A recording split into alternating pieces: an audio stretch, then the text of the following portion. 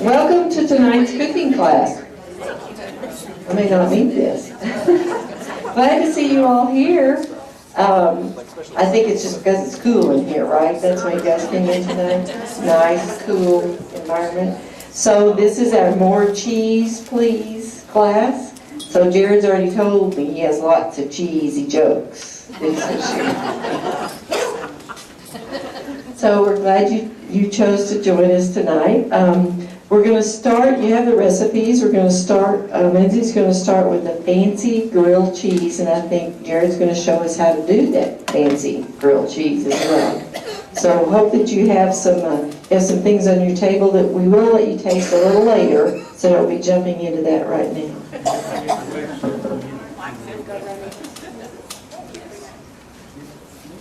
All right, hi everyone. The first recipe we're doing is the Brussels sprouts with apple grilled cheese, aka a fancy grilled cheese. So how many of you have tried something like this? Like a savory kind of interesting spin on a grilled cheese, huh?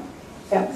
So essentially we're increasing the nutrient density in this recipe by adding the Brussels sprouts and the apples. That's going to increase the fiber intake. So you notice on this recipe, it's got about 10 grams of fiber, whereas your classic grilled cheese, white bread, and American cheese usually has about 0 grams of fiber. And we all know that the benefits of fiber for our heart health, for our gut health.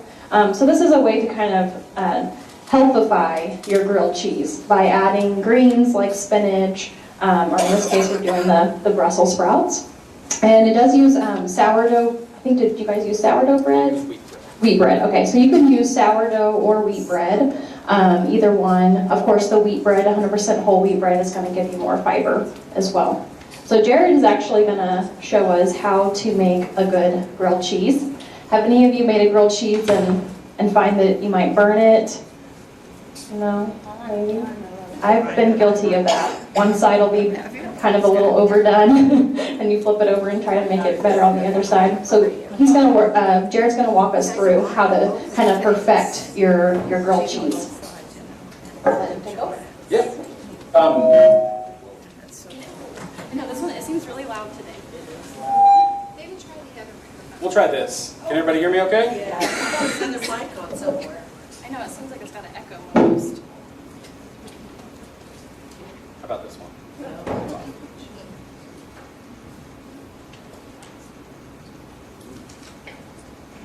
How about that? Is that better? Yes. Maybe? No. Okay. So there's a few things that are key when making your grilled cheese sandwich. At times, they can be. Is this more of a nuisance than anything? Yeah. Okay. Yeah. I'll just be really, really loud. Is that better? Okay. So a couple of things that people have a tendency to make a mistake on when they make a grilled cheese sandwich. The first thing is something that we all love is butter, right? Everybody love butter? Yay, butter. Okay. We need to be really, really laxed on the amount of butter that we put on our bread. We don't want to saturate it. Because if you think about it, what you're doing in that toasting process is you're heating it and getting rid of the moisture, right? So that it toasts, so that it browns up and it turns a nice golden brown color. But when you have it saturated with moisture, it's going to take you a lot longer to do that. The longer that bread is on there, you have to adjust your heat to that. So if you accidentally do get a lot of butter on it, lower your heat down just a little bit, okay? You want your pan to be hot before you put anything in it, okay? So you can do pan spray or whatever you use at home, a little bit of oil in the pan. If you use a griddle, I know a lot of times those nice griddles, you don't have to put anything down on them. You can just turn them on and get them hot.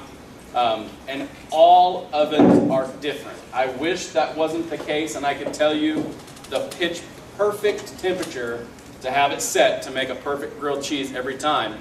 But in all actuality, that is determined by your oven at home. It's determined by your oven at home and the pans that you use. Has anybody ever made a grilled cheese with their favorite pan and it's the only pan in the house that makes good grilled cheese? Anybody else have that? Yeah. It really is just because of the way that pan is made. And all pans are made different. And because of that, they all heat different. Okay? You want something that's going to hold temperature well and not rapidly send heat to the top. So these pans that we use are induction-ready pans because we use them on induction ranges, and they're the only thing that will work on these things. So they have a core inside of them that helps keep heat even. And so it heats all the way up to the tops of these pans so that no matter what you're cooking in this, it's going to heat even across the top, okay? Usually my sweet spot with this pan and this induction range is about 230 degrees. But another thing you want to watch too, you want to slowly bring that pan up in temperature, okay? Because what happens a lot of times is if we bring it up and we set our thing on high and we go with it, and next thing you know, that's smoking, right? If you heat butter and oil too fast or too hot, it will scorch, okay? And if you scorch it, it's going to be way too hot to do a grilled cheese. You want it to be hot, but you don't want to see it smoking. So if you go in there and you get it started and it's smoking, turn it down, take it off the range for just a little bit. I don't use gas, so anybody that has gas at home, you really have to just adjust that temperature setting just perfect. Keep the temperature even to not allow it to climb because you don't want it to continue to get hotter. Okay? So, once you've reached a decent temperature, which we have not, and breads make a big difference too. If you're using something like sourdough, it's going to heat a little bit different than regular white or wheat sandwich bread. Okay? And that goes with any type of bread. The denser it is, it's going to heat different.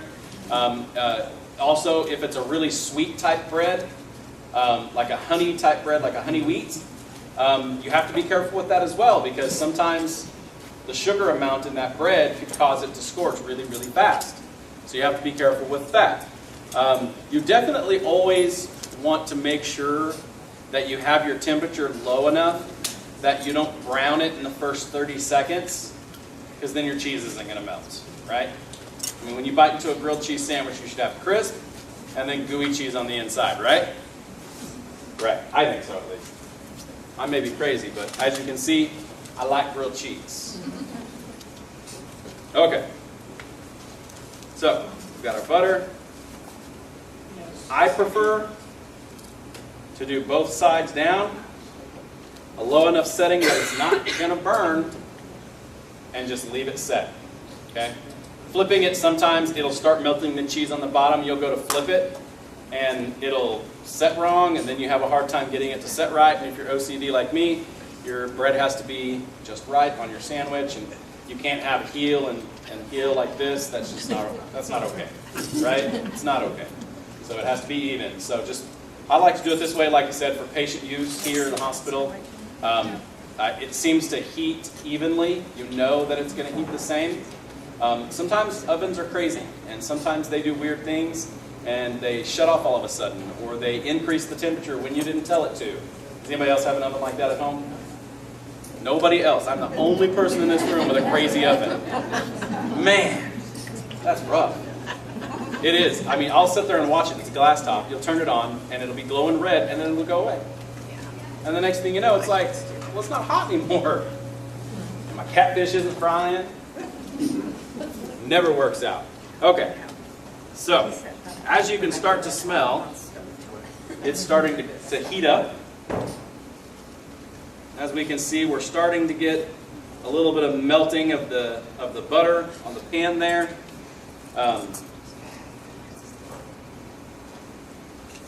Another key thing is always make sure that you have all the tools that you need when you're cooking right there available with you. That's an easy way to burn food, is not being prepared. So always make sure you have your spatula, you have everything that you're going to need to make that happen. You can also make grilled cheese sandwiches in the oven. Does anybody make grilled cheese sandwiches in the oven? This young lady right here does. Anybody else? In a pizza oven? Absolutely. Yeah. Yeah, absolutely. Just make them however you make them. These were not done, the ones that you guys are eating now, they were not done with butter on the bread. It was done just with a little bit of pan spray or oil. I ran out of pan spray and had to switch to oil halfway through. So some of you got oil, some of you got pan spray. But you know, on things like that, when you're doing them in the oven, you don't have to use as much oil to get it to brown and to toast well. Okay, so that's kind of one of the benefits of it. You can lower down on some of that fat intake, especially being that you're doing cheese with it, and cheese usually has a nice high, good fat intake for the most part. So those are really your big key things to try. And once this gets to a little bit further of a heat, we'll be able to show you how it's going. So, What do you guys think? Good? Yeah. Kind of different, huh? And so Jared didn't really show, but for that recipe, you'll actually cook the Brussels sprouts and the shallots a little bit first in the pan, and then you add it to the sandwich. And the recipe calls for Havarti cheese, or in the recipe we used today, we actually did Gouda. So you can use Havarti or Gouda. Both are kind of a semi-soft cheese that melts really nicely, and also has some nice flavor. But basically any kind of semi-soft kind of cheese would probably work well with that. for some reason, apple and Gouda go really, really well together. Yes, they do. They pair so nice. And I was able to get the Gouda very easily where the Havarti was going to take a little bit extra time to get. So that's why we went ahead and made the switch with the Gouda instead of the Havarti. But they're very similar cheeses, really. They've got a little bit of a different taste to them and texture, but they're very, very similar, especially in cooking. Yeah, and the Gouda would probably be a little bit easier to find too. I know when I've looked for Havarti before, it's sometimes a little tricky to find it. You have to go to a specialty grocery store or in the specialty cheese area, artisan cheese. They have it right at both Walmart and Aldi's. Okay. Yep. Yeah, sometimes if I haven't found it sliced up or in a block, like in the cheese area, I'll go to the deli, and they'll have it in the deli case sometimes. Yes. Yeah. Does anybody have any questions? Yes. I've never shredded a Brussels sprout. Give us some advice there. Honestly, it can be tricky. I mean, anytime you're slicing anything that's small and round in shape, it can be difficult. Can I put it through my salad shooter? You can, yeah. The only downfall to that is when you slice it long ways. I know sometimes you get the really round ones, but most of the time, fresh Brussels sprouts are not really round. They're kind of elongated. So what I always do is I cut really thinly down one side of it, lay it on that cut side, and then slice it. Cutting it this way, from top to bottom instead of side to side, does make a difference. You end up with a lot more shredded pieces when you cut that way, just how the Brussels sprout is designed. So if you cut it from top to bottom instead of side to side, and you can't control that in a salad shooter very well. So that makes a little bit of a difference. It would cook down a lot quicker to where you wouldn't have that crunch if that's what you're looking for. In sauteing that stuff out, it would saute a lot faster because the coarsest part of it would be in part of the bits and pieces and not in every one of them. So I was thinking of mandolin. yeah, like a mandolin. I've seen the That'd be Brussels interesting. sprouts shredded before in the salad Yes. area. Yep. In the salad section, I've seen it already shredded up for you. They usually have that in woods. I've seen it in woods in the front part of the produce section. There's a section there with bagged lettuce and things like that. And there's usually, almost always, a bag of shredded Brussels sprouts in there. We bring in a product that's like that. It's called Kale Crunch. And it has red and green kale, green and purple cabbage, sliced carrots, and sliced Brussels sprouts. And it's a salad mix that we use on the salad bar. Good stuff. Any other questions? Oh, got one more. Huh? Yes. I would like to have my apple sauteed with maybe the Brussels sprouts. Could you do that? Absolutely. Absolutely. I don't like them Yeah. because they're all that way. Yeah. And so you can have fun with it. Absolutely. If you do that at home, I would slice them just a little bit thicker. Just because whenever you go to cook them, they'll shrink down a little bit. And if you slice them super thin, they'll break apart really easily during the sauteing process. So. Any other questions? All right, well, Rhonda's up next.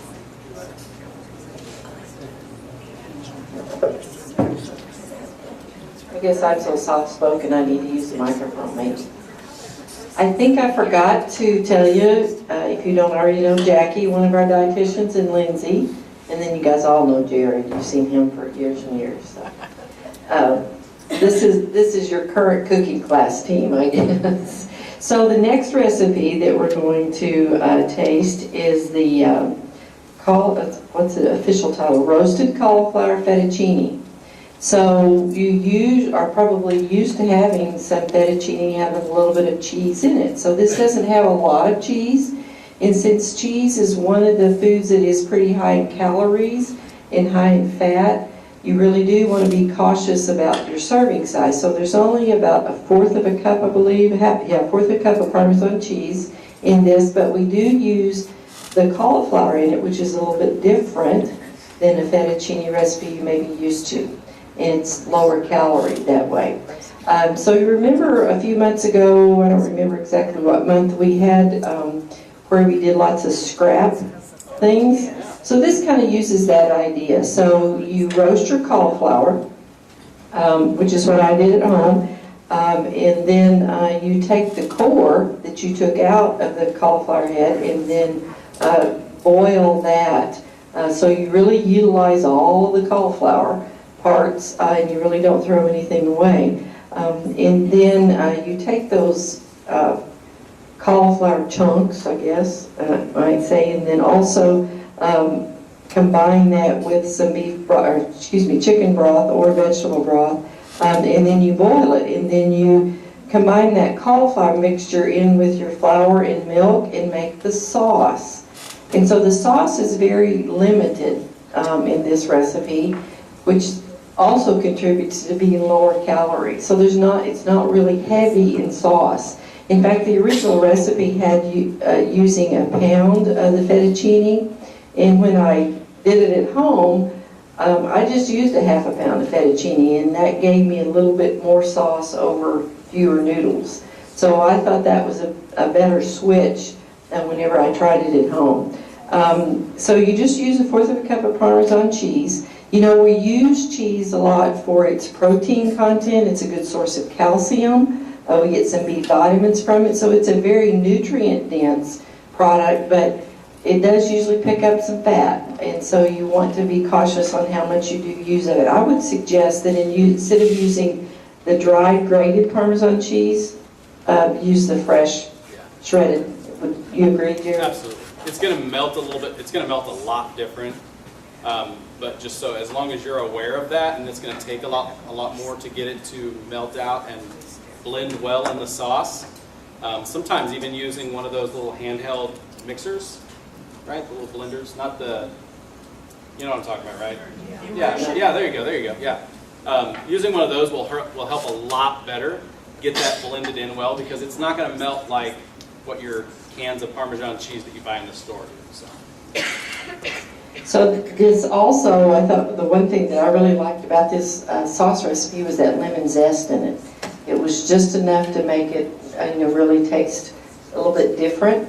Of course, the cauliflower is a good choice just because the cauliflower can also gives us some vitamin C. We have some vitamin K in it. There's even a little bit of protein in cauliflower.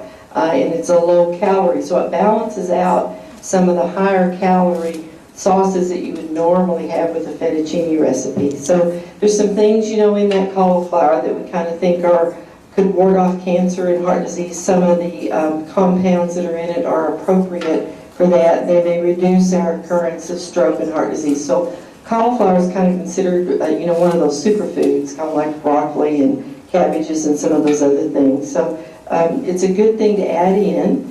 So we're picking up again a vegetable, and we kind of really, when we did the plate series, what did we talk about? Half of that plate being vegetables. So you got some vegetables in that grilled cheese. How many times have I prepared grilled cheese and looked around for a vegetable to have? We'll just put some Brussels sprouts in it, we find out tonight, and then we add our vegetable all in one. and include those apples as well. So I think that's a good combination of things. So this is a roasted cauliflower fettuccine.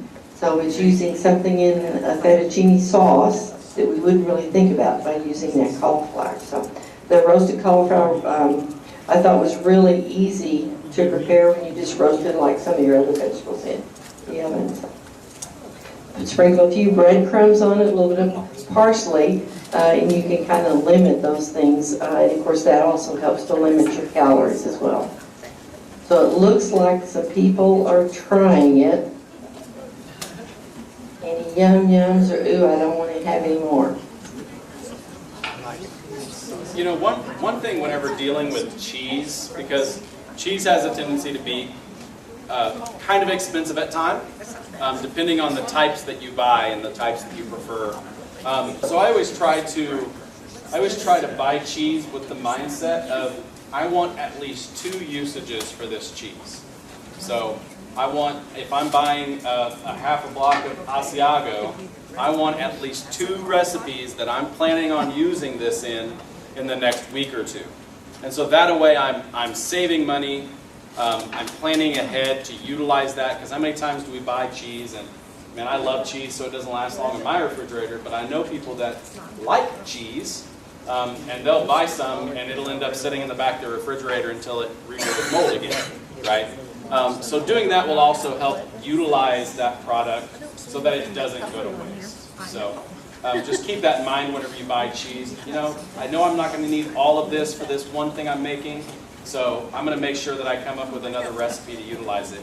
And in doing that, you can take things like this Alfredo, and instead of using Parmesan, use Asiago, or use something like mascarpone cheese, which is absolutely, yeah, that's true too. Who can afford it? Well, if you like cannolis and you make a lot of them at home, or tiramisu, there you go. You may have some mascarpone laying around. So. I'm sorry, you tasted the cauliflower? It's the cauliflower in there. This color really dark? It's roasted, yeah, so it's going to brown. So it did brown. It does brown, so. Because I was looking for mushrooms and I don't see any. No, you could always probably add those, but it should just be the roasted cauliflower, and depending on how long you leave it in the oven, some of it might darken a little bit more than others. So what do you think about the cauliflower fettuccine? A little more red pepper. I'd do a little less if it was me, but you could have it. I really like that lemon zest. Yes, ma'am. I'm looking closely at the recipe, and on instruction 2, it's all about making the broth with the corum, and then it says cook the pasta. Are you cooking the pasta in that broth? No. No, the broth is part of the recipe. Yes, for you the just sauce. cook the pasta just according to the directions on your pasta package. You But could. You could, but you really need that broth for the sauce. Yeah. So, you know, it doesn't make a very large quantity of sauce. So if you notice toward the bottom, it says stirring, stir just enough sauce to coat the mixture. And so it really is a limited amount of sauce that comes from, because you're only using a cup of milk, and you've got, you know, a cup of the chicken broth that you've been boiling for a while, so I'm sure some of that evaporates. So it's not a very large quantity of sauce. So you could expand that if you want a more saucy pasta. I had a cheese joke about that. Oh, I told you I was going to try to get them all out before I got down here. Oh, okay. So you didn't bring any for us then. Let me tell you, I started off hot in the morning. I'm telling you. So what do you think about this recipe? It's a healthy fettuccine recipe is what I would think. So we're going to let Lindsay tell you about... We have a question. oh, I'm sorry. No, I was just going to, Alfredo is my favorite kind of Italian noodle stuff, and I thought it was a pretty good substitute. So Absolutely. that Yeah. was an excellent choice, especially because that's what I like. There's a lot of really simplistic ways to do Alfredo without heavy whipping cream, tons of Parmesan and Romano cheese and things like that you can just use it, just tone it down just a little bit, make it a little bit more practical, and it turned out really nice. Absolutely. Thank you. And when I first saw the recipe, I thought, I don't know that I'm going to like this one, but actually I did in the end when it was finished. So Lindsay's going to share with us now about our next recipe, which is a salad.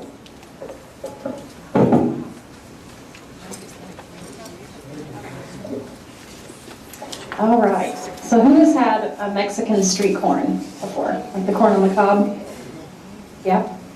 So I love Mexican street corn, so I was really excited about this recipe. It's basically a deconstructed version of a Mexican street corn, but it does have black beans added, so a little bit more protein and fiber. And we make the dressing, or like the coating that would be on the outside of the street corn, with Greek yogurt. And if you're using the Greek yogurt, you want to get a little bit of water and kind of thin it out so it's more of it, so it spreads easier onto the salad. And the original recipe called for regular paprika, and I used smoked paprika because I thought it had just kind of a nice element to it. I don't know what you would describe, smoky flavor. You could also probably add a little bit of chili powder too. Traditionally, usually it has a little bit of chili powder, so you could spice it up a little bit more.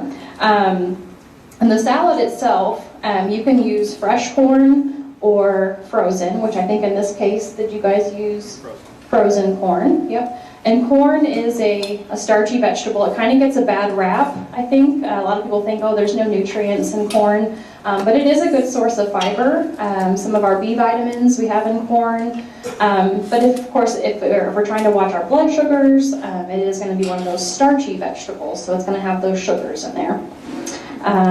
Let's see, in this recipe there's also fresh cilantro. So anyone not a fan of cilantro?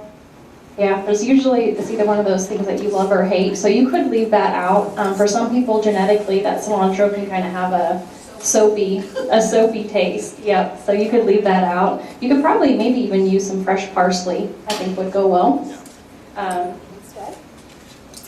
So let's see, so the type of cheese we're using in the salad at the very end, it's called, I'm not sure if I say this, I had to Google how do you pronounce this. Anyone who speaks Spanish may know, but try not to butcher it. It's called cotija cheese. So it's a Mexican cheese that is very, very similar to feta cheese, and that's actually what we used in the recipe here today, was a feta cheese. You can find the cotija cheese in the cheese section, usually over by like the queso cheese. It's in a round, it's a round shape package. It doesn't really melt, so it goes well in salads, as a topping on chili. I think they even say as, let's see, look at my notes here. Yeah, they put it on to cooked foods, salads, and with fruit too. So if you did want to experiment and try that cheese, there's some other uses for it as well. But it's added at the end of the salad before you serve it. And I think that's it. Do you have anything else to add? Yes. Okay. If you're not a fan of cilantro, don't fear. We used a dried cilantro, and I seriously doubt that you'll notice. Usually when it's dried, it really doesn't have that soap flavor to it. So give it a try, and if I'm wrong, you can yell at me afterwards, okay? Is the cotija cheese, is that a goat cheese as well? So she's asking about the cotija cheese, and it's traditionally made with cow's milk. Mm-hmm. So what do you guys think? I see some people trying it. Like good? Yeah. I thought it was really good. You can eat it by itself as a standalone item, but I thought it was really good paired with tacos, like as a topping on your tacos. You've got the beans there, so it is kind of a plant-based protein if you did want to have this as a standalone item. And then you also have that Greek yogurt, which is going to increase the protein as well. And it can even be used as a chip dip, too. And it's a little bit thick. I probably should have thinned it out just a little bit more, but I knew that once you put something that's cold on a hot item, it usually thins out some. So I was hoping that I got that just about right on the thickness, because we did use the Greek non-fat yogurt instead of the regular yogurt. Whatever you do, don't use vanilla yogurt in an item like this. Yeah. I don't think vanilla is very Not a well. good idea. Yeah. And you could make this ahead of time and keep the sauce separate and wait till you're gonna serve it and then mix that sauce on top so you didn't have that kind of moisture happening. And then corn, for using the fresh corn, when I made this at home, I don't have something to demonstrate for you, but some of you may know this little trick. Have you ever sliced the kernels off the corn and they kind of fly everywhere? Does anyone know the trick to help prevent that from happening? You can put it in a bowl, and then you put a small bowl inside the bigger bowl, upside down, so you flip it upside down, and so that way when you go to slice with your knife, it kind of, it's contained in the bowl and it doesn't fly everywhere. I should have probably showed you how to do that, but... Well, behind your back, I said you could like this. Yeah, or you can just do that. Yep. The guests don't like it, but you know. I'm sure other people have seen it done too, where they take their bun pan, Yeah. put it right there in the middle and then slice down. I don't know if it's so it's flying everywhere. I've not tried it. Yeah, she's saying using a bunt pan could work. Yeah. Yeah. So any questions about this recipe? No? We try it again at home? Yeah. Yeah, the dried cilantro definitely isn't as strong as the fresh. So. All right. Well, I guess I'll hand it over to Jackie. All right, last but not least, gotta move around equipment for this one.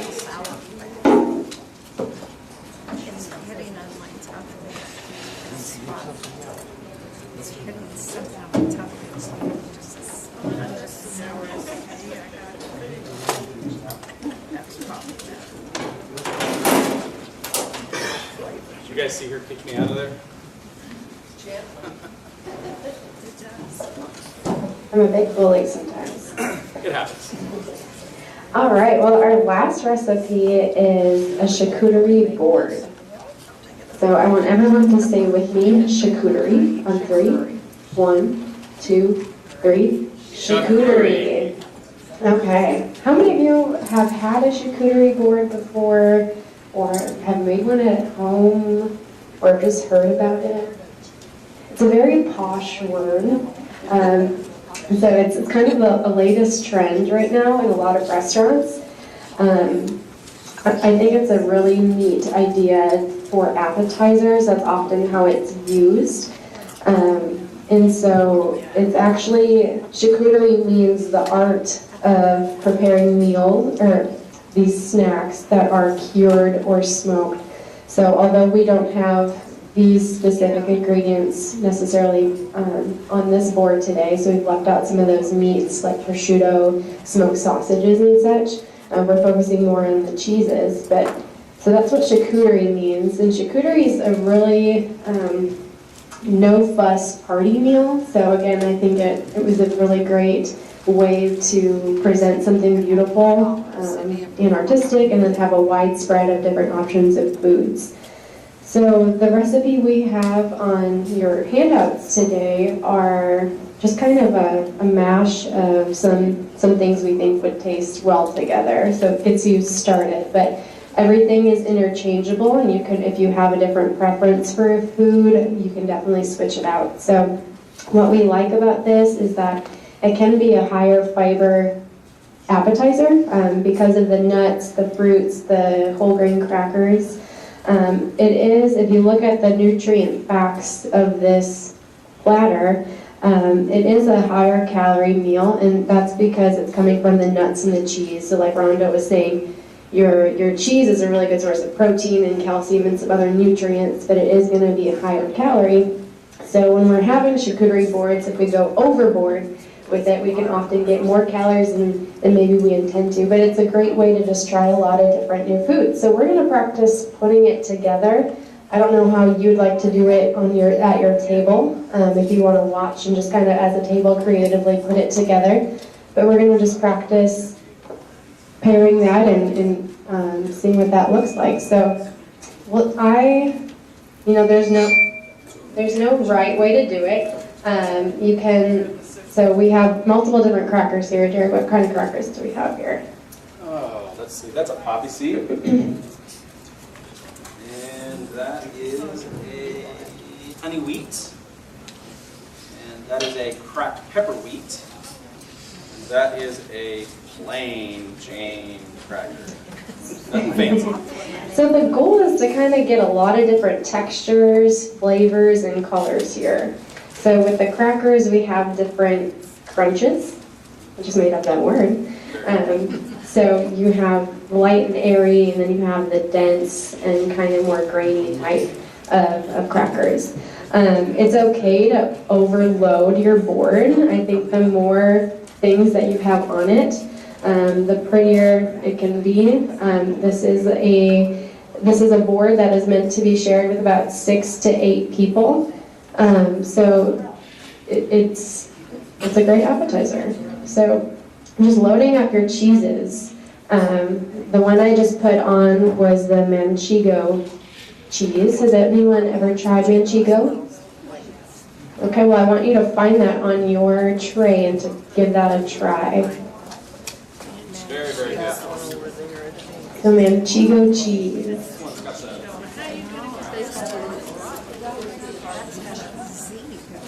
So Manchego is a Spanish cheese, and it has a variety of different flavors, and that'll depend on the age of it. So it has about 4 different types of flavors, and the younger it is, so if it's 2 weeks or younger, that's generally a very soft cheese, and you're typically only going to find that in Spain. The harder cheeses, the firmer they are, the more aged it is. So, you know what age our Manchego cheese is? If I remember right, the Manchego,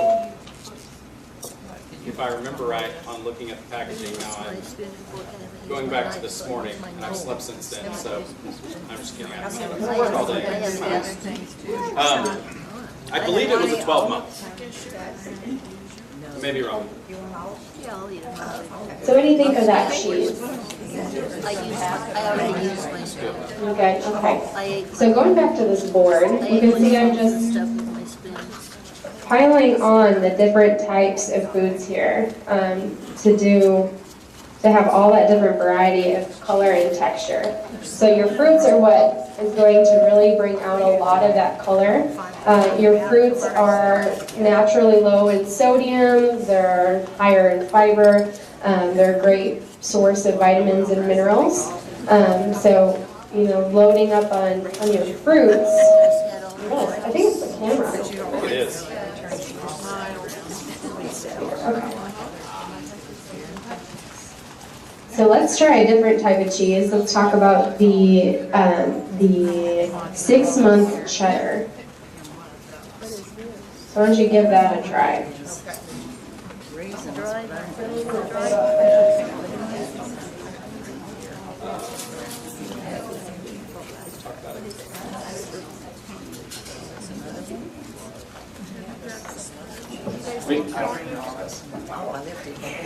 We went ahead and went with the Gouda, the mozzarella, and the mozzarella is hand stretched. So it basically what that means is I was hoodwinked by a sales rep who sold me mozzarella curd, right? So basically mozzarella curd is bland and doesn't really have any flavor at all to it, right? Has anybody ever ate mozzarella curd? If you've eaten cheddar cheese curds from Wisconsin, this is nothing like it.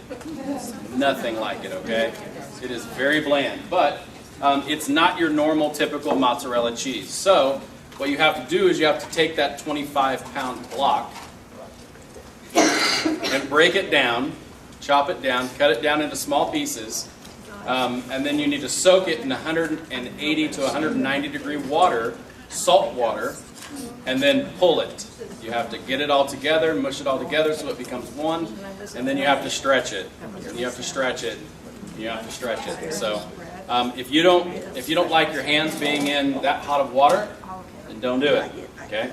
The good thing about it is a little bit cheaper if you're going to use a lot of mozzarella. or if you want a mozzarella flavored a certain way, because in the process of doing that pulling and stretching, you can add in ingredients and then ball it up. Last, soak it overnight in a brine, which is usually just water, salt, any other type of spices or seasonings that you're trying to infuse in that cheese. And then pull that out, let it dry. It'll slice a lot easier if it's a little bit drier. So if anyone is adventurous and wants to do that, go for it. Okay? Be adventurous. Try something new. With the cheddars, we wanted to give you the opportunity to try the different stages in the cheddar as far as their aging process goes. The 6-month, which they call a mature cheddar, is actually fairly mild. It doesn't really have a big in-your-face cheddar punch. Then you move to the 12-month, the 1 year, and it's a little bit more of that cheddar bite, that familiar cheddar flavor. And then the 2-year is what I would classify as like a sharp cheddar, not an extra sharp, but a sharp cheddar. I think to be classified as extra sharp, it has to be 5 years or more. So, And the difference in color, so as you can see, if this is a white cheddar, you also have like your orange type cheddars. And the difference in the color is due to it's called annatto, if I'm saying it correctly. And annatto comes from a tropical fruit pulp. So when they're making the cheddar, they're adding that pulp to the cheese to turn it that color. So it's a natural coloring, and that's the difference between the two. And do you feel like the color makes a difference in flavor? Anybody? Not really. Most people will say that they don't really taste a difference between orange cheddar, which we typically see, and the white cheddar. There's really not a big taste difference.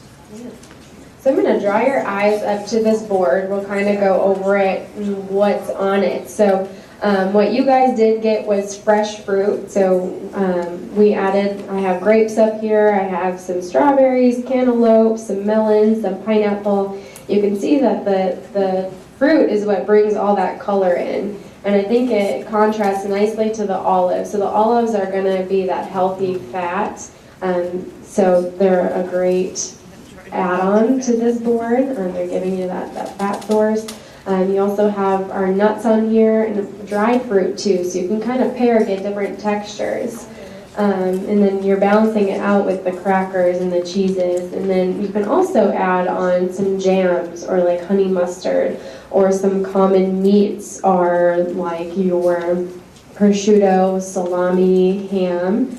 Again, your nutrition is going to vary depending on how much you put on your board and how much you put on your plate.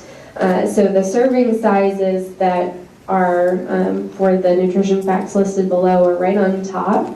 So a serving size of cheese is 1 ounce of cheese, which is about the size of a pair of dice. So I don't know if you're like me, but I don't eat cheese in that amount. If I'm going to eat cheese, I'm going to eat a little bit more than that. So it's just something to be aware of, that's a serving size of cheese. And then 1 ounce of nuts is about 1/4 a cup of nuts. And then 1/2 cup of fruit with 10 crackers. So that's what gives you that nutrition facts there. So you can really mix and match. You want, again, that board to look really full. But isn't it just a beautiful centerpiece and super easy? I just threw that together in 2 minutes. So any questions about charcuterie? You can also do hummus. Hummus, yeah. Hummus is a great addition. For sure. Especially something that's you can do some additions to it to kind of tie in the rest of the board with doing extra garlic in it, or doing some roasted red peppers, different things like that will just kind of tie everything in. You definitely don't want it to contrast too much. You want to keep your flavors kind of centered around the same topic. If you get out there kind of crazy, it may turn some people off to those flavors, especially if they don't know what the flavor contrast is and they start pairing odd things together. It just won't work. So definitely be adventurous, But I would say on the things that you have control of, like a hummus or a jams and jellies and things like that, definitely kind of keep that in that same mind frame of what you're trying to accomplish. Yeah, so going for about 1 to 2 soft cheeses. So your soft cheeses could be like your fresh mozzarella, your brie, sherva, if I say that right. I can't ever say some of these fancy cheeses, and I love cheese. And then your firm cheeses, you want 1 to 2 firm cheeses too, and those would be like your cheddar, your Swiss, Parmigiano, Gouda, and that such. So, yeah.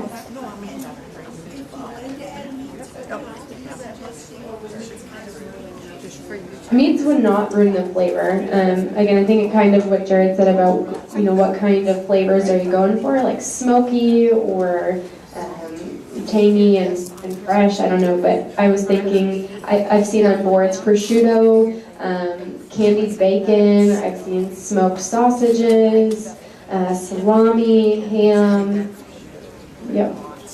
You can go into a lot of different types of those as well. I mean, you can go to the store and find all kinds of different deli meats like that that would work really, really well.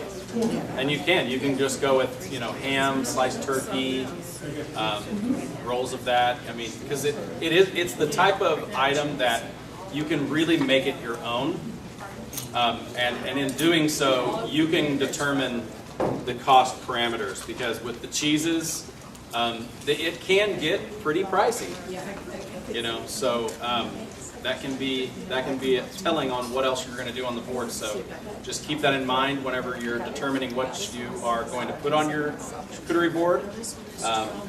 Determine what types of things do you absolutely have to have on it, and then just kind of go down the scale from there. Well, if you have any other questions about cheese, Lindsay and we all came very prepared with what questions you might throw at us with cheese. So, speak now or forever hold your peace, I guess. Okay.